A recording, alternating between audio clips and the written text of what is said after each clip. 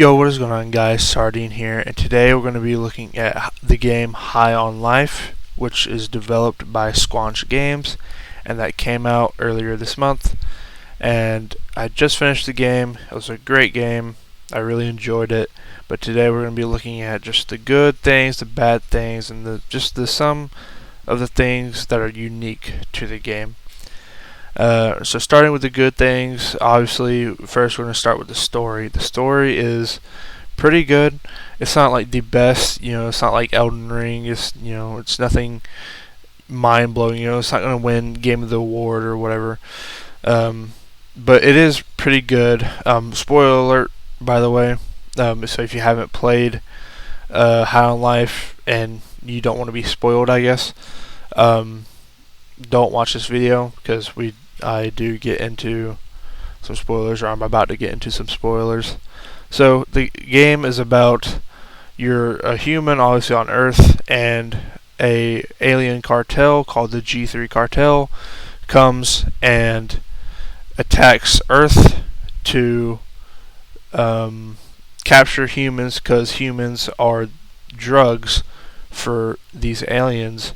And you get teleported to an alien world or an alien planet, and you keep finding these talking guns, which are called Gatlins.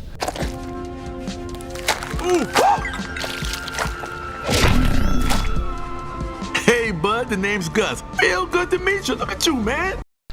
And the first one right off the bat that is noticeable from like the game cover, the trailers, is Kenny. Which that's the name of the gun, and if you played the game, if you watched the trailers, Kenny is voice acted by the guy who voice acts Morty from Rick and Morty. Maybe we should go back to the house. Ignore her! It's very important that you listen to everything I say! Okay, it is your lucky day right now! We can... So, if you ever play the game, you might recognize the voice from Rick and Morty.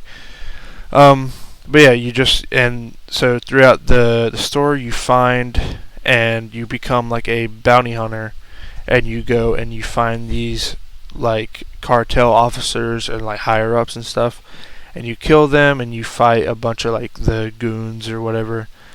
And it's fun. The gameplay is great. The characters are very unique and stuff like that.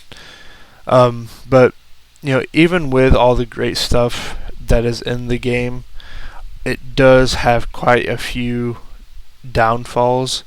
I wouldn't say they're huge, but they're still bugs, glitches, stuff like that I think should be taken care of soon. But it is a new game. I'll give them the benefit of the doubt, but I will go over them right now in today's video. So first thing we have in terms of like the cons, for the pros and cons, first is frame drops. So this isn't a big deal because, well, this rarely happens. This only happens, and just note that I am playing on the Series S. So if you're playing on the Series X or PC, you may have like a different result. You may not drop frames. It could be just because I am on a weaker console than PC or the Series X. But for me, at certain points where there are a bunch of enemies or there are a bunch of attacks being flown at me, I started losing frames. So this game natively, I believe, runs at 120 frames, but sometimes you will see, at least for me, I was on the Series S, I did see noticeable frame drops. They don't last long, but they definitely were noticeable, but they weren't exactly game changing, but it did startle me a little bit. Next, we just have the boring and extensive dialogue. So like I said earlier, the guns talk.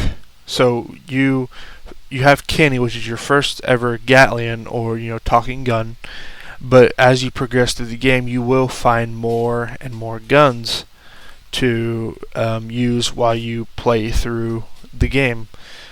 And obviously they the makers of the game wanted you, the player, to converse with the guns and with other characters. But I just think they did that in a terrible way. Now, I don't mind games having like extensive and like extensive audio, yeah, like extensive dialogue. But the one thing that High on Life doesn't have is something to skip the dialogue with. So you'll have like 3 of the guns talking to like another alien that you're partnered up with, and the dialogue will last like 5-10 minutes, and you cannot skip it, and then you just have to sit there. And sometimes what they're talking about isn't even relevant to the story, as they're just kind of mumbling about whatever they really want to, and you can't skip it. So that does get annoying, and that is pretty much how it is for every single dialogue scene or cutscene in the game. You always get some sort of extensive and boring dialogue, and I think that really hurts the game, in my opinion. And now we're just going to talk about the bugs and glitches in the game. There are a few, some noticeable, some not so much.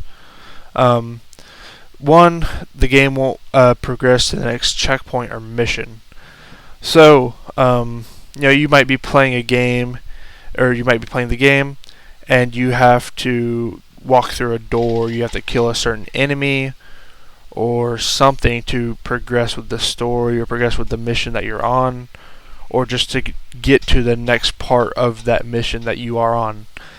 And sometimes that door won't open or that enemy won't spawn, and it forces you to restart the game, and you'll have to do all whatever you just did.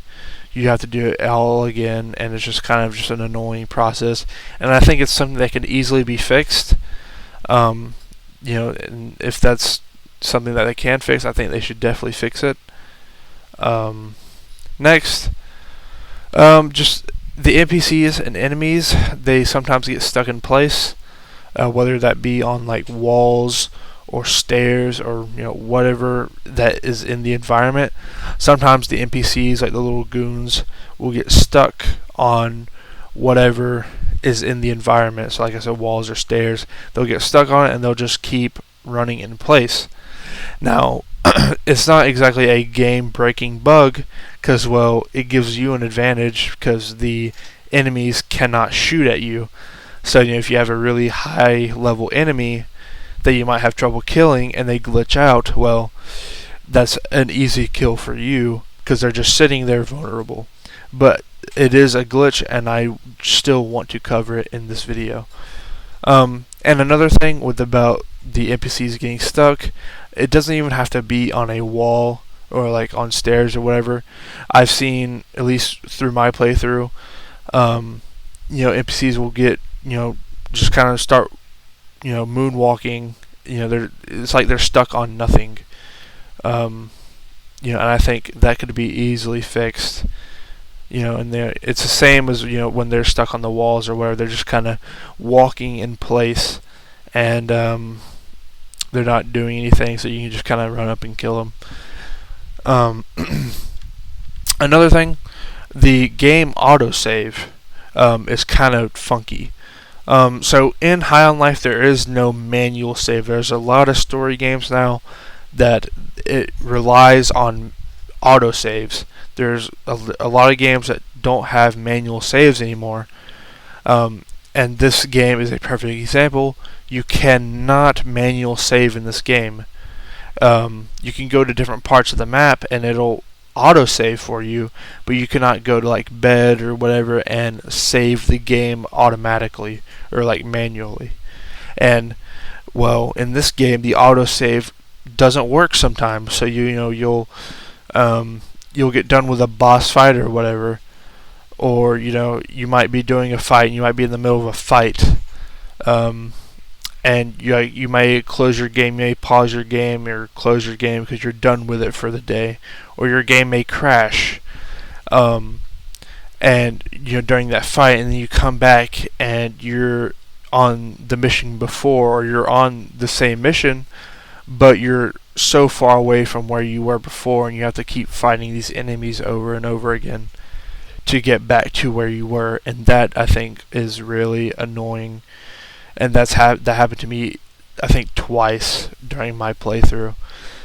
But I mean, other than that, it's really a good game. The graphics are like the game is visually stunning. It's a great looking game.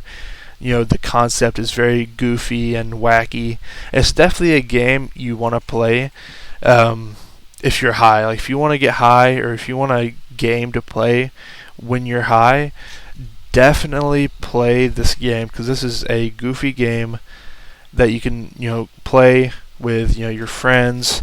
I wouldn't exactly play it with like your parents or whatever, because there is a ton of cursing and stuff like that. So I definitely wouldn't play it with just anybody. But this definitely is a fun and great game to play when you're high, or maybe if you just want to goof around with your friends and you want to stream this game to them. Everybody can just have a laugh while you're playing. But that's all I really want to say about this game. I think it's a great game. I am going to give it a like a 8 out of 10, or a 4 out of 5. Because I mean, it's a really good game. It's just minor bugs and just annoying dialogue is really the only thing that I have problems with the game. Other than that, everything is just great. Everything is spot on, and I think this game definitely has potential to being a really good game. I wouldn't say like I said earlier, I wouldn't say like Elden Ring good, but definitely good enough to get some worldwide recognition. So if you enjoyed this little review of mine, please drop a like. All this footage in this video is not owned by me. I did not get the chance to record my gameplay when I was playing, so I do have to use other people's gameplay. So I will credit everyone that I used in the description. Please go check them out. Go check out their videos. And I'll see you guys in the next one. Peace.